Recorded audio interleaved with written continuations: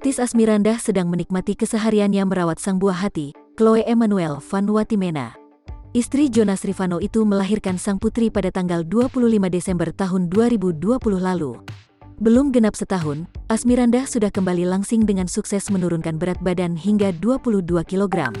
Pemeran sinetron Kemilau Cinta Kamila itu mengunggah potret cantik dengan dress pink yang menunjukkan tubuh langsingnya, tanggal 22 Oktober tahun 2021. Setelah sudah berhasil turunin BB 22 kg, tulisnya.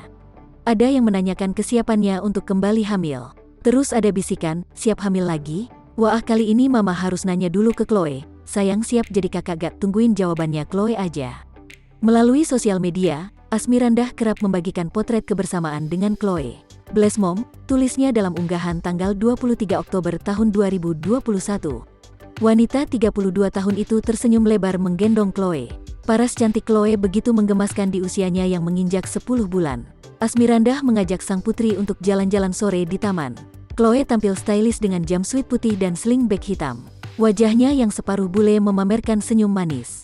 Ramai warganet gemas melihat buah hati semata wayang Asmirandah dan Jonas Rivanno.